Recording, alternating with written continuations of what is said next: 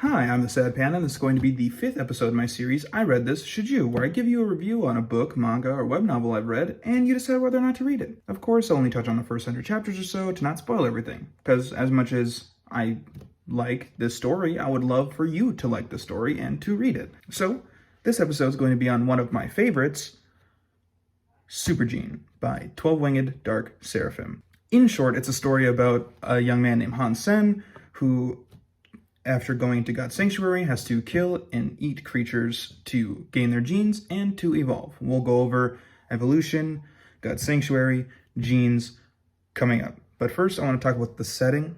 So the world that Han Sen lives in is like sci-fi futuristic, but also with like fantasy elements and level up elements and stuff like that, of course. But as I said, it's pretty far into the future. The human race gets invaded by a species called the Shera. Now, the Shera are further ahead in technology, and their bodies are physically stronger. Like, we are incapable, if we are just normal people, to fight them hand to hand, person to person. It's just impossible. They're faster, stronger, that whole thing. Now, being that we're inherently weaker, so we were at the whims of the Shera. But we found this place called God's Sanctuary, in which we can enter, kill creatures, eat the creatures, gain their genes, and evolve, which will make us physically stronger, which will let us stand a fighting chance against the Shera. There's a whole fitness index and this whole thing, but I'm not going to go over every single bit of it because it's a lot. It's a lot, but it's easy to comprehend if you read the story, which I will recommend, even though I'm not at the point where I recommend the story or not. So God's Sanctuary, the best way to explain it would be massive expanses of space filled with creatures that are split into different tiers. So there's first God's Sanctuary, second God's Sanctuary, third God's Sanctuary, so on and so forth. But once you evolve, like once you go from first God's Sanctuary to second God's Sanctuary, you can no longer go back,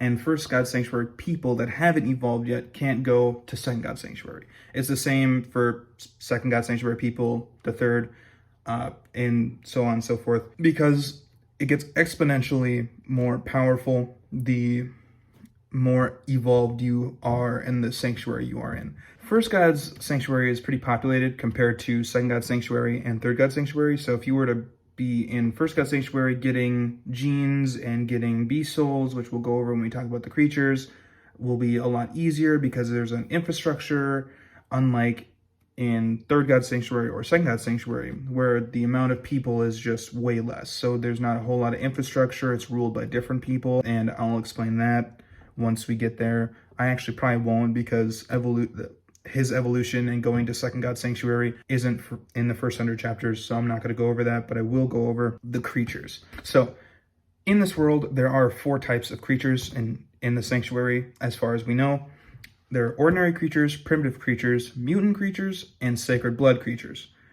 And the only way to acquire the genes of these, which you can only hold 100 of, you can only hold 100 of each type of gene, so sacred genes 100, mutant genes 100, that kind of thing.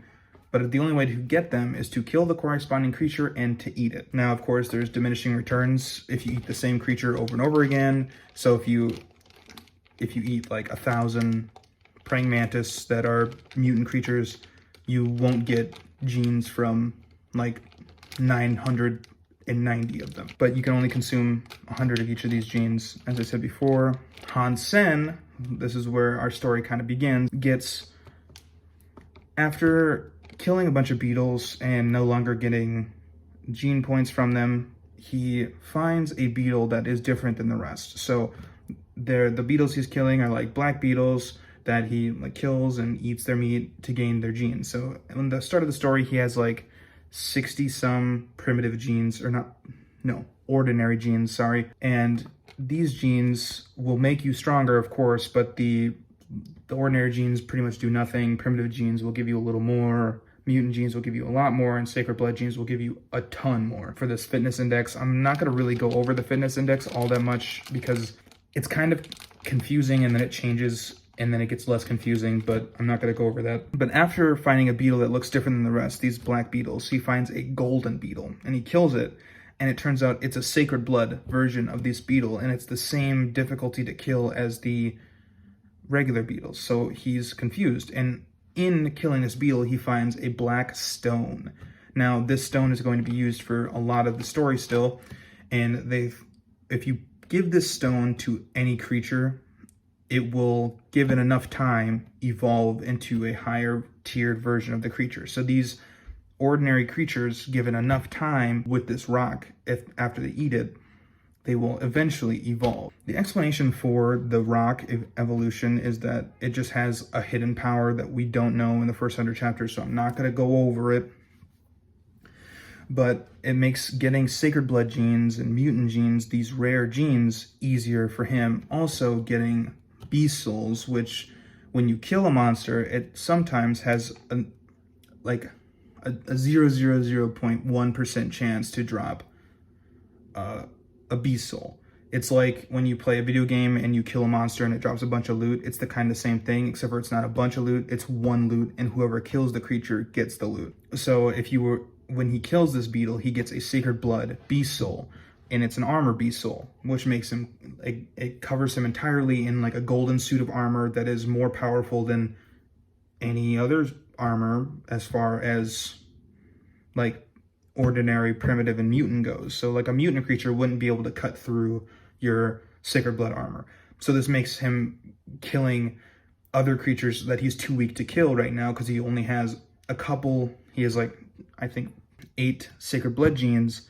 He can still kill mutants and primitive creatures that are very difficult for someone that only has like 60 ordinary genes to kill, which is what he has. He has 60 ordinary genes, and he gets like 8 sacred blood genes. And this makes it super easy for him to get these beast souls. And I really, really love Hansen. I like our main character a lot. I think he is very, I think, driven would be a good way to say it. Like once he figures out that he can evolve these creatures, he goes out of his way to max out on his genes. So before he finds this, his plan was to gain 100 ordinary genes, evolve, because once you have 100 of any kind of gene, you can evolve. After he gets 100 ordinary genes, his plan was to evolve, go to Second God Sanctuary, which is where his mom is, and she traverses all the time because that's where she works.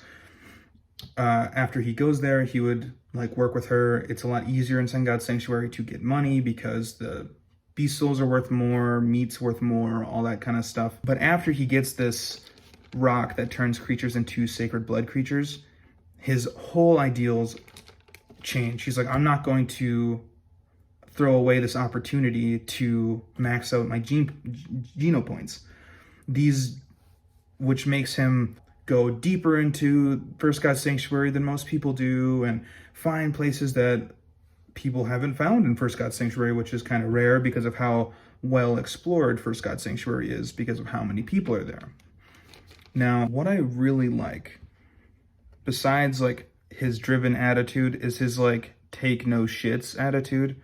Like in the beginning, you find that he's like the bottom of the bottom. Like when it comes to people in First God Sanctuary, in his little shelter is what they're called, where people live.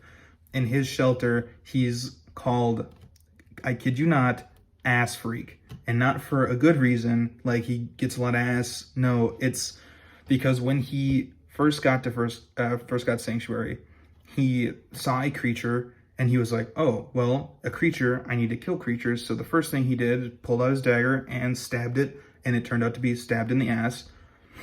But what he doesn't know is that there's beast souls called, like, well, I don't know exactly what they're called, but they're transformation beast souls that let you transform into creatures and like use their power. So if you get like a sacred blood one, you'd become a sacred blood creature, so you would get all their stats and abilities, but you would also lose the ability to use your own like abilities, depending on what kind of creature you are. Like if you're a horse, but if you're lucky and get like an ape, then you can use all of your tools, you can use all that stuff, but you can't use a transformation beast soul with other beast souls. But you can use it with weapons and stuff, which makes it so like if you get like a sacred blood ape soul, you would have the power of an ape, like of that creature, which is way more powerful than just like a regular person, even with all of their sacred blood genes maxed out.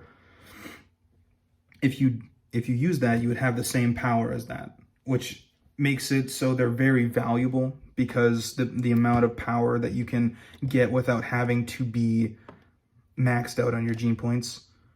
But he ends up stabbing one of the like heads of the shelter in the ass, and she fucking hates him, like hates his guts so much, and ends up like calling him an ass freak. And then another guy ends up calling him an ass freak.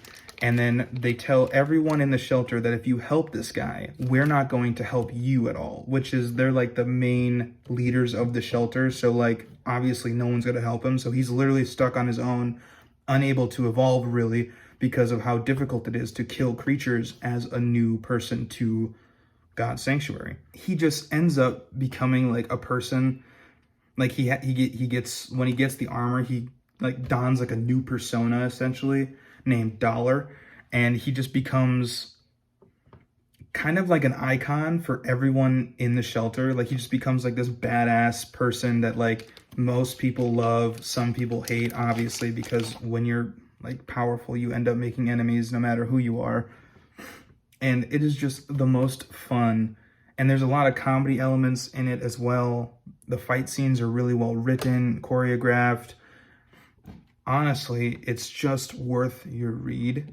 Like I'm trying to not ramble. I'm trying to stay on point and succinct, but it is really hard for me to just talk about the first 100 chapters because like after that, it just gets so good, so fast, and I just can't get enough of the story. I recommend you read it. I'll give it like a 9 out of 10, probably. From what I've read, I'm not fully caught up in the story. I'm not gonna lie and say that I read the whole thing, but I read like 2,000 chapters out of like the 3,000 that there are. So I think it's okay for me to give a review on the first 100 or so. Like, I think that's okay. And I think the story starts out pretty slow. If I do say, if I have an issue with anything, it starts out kind of slow, but you do get dropped like right into the action. So like it explains right away like the way God's sanctuary works, the amount of like life you get to live, which when you evolve gets more. And I didn't even talk about evolution all that much, but it's because it's not in the first 100 chapters. But when you evolve, you get like more life, you get more power, your fitness index goes up. Like it's like a regular person's fitness index would be like between like 15 or 1 in 15 or something like that. And if you like max out on all your gene points, you get like a 30 index, and it like keeps going like crazy like that. But it's just such a good story. I don't want to spoil because of how good I think it is. And I'm not going to say to not pay for it because I'm reading it on Webnovel, so I am unlocking the chapters with my fast passes and with my coins.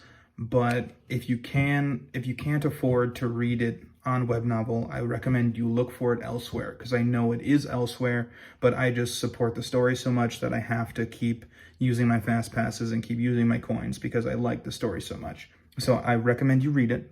All right. And if you don't take any of my recommendations, I recommend you read this one. And I think I'm going to do a manga as my next I read this, and it's probably going to be another one of my favorites.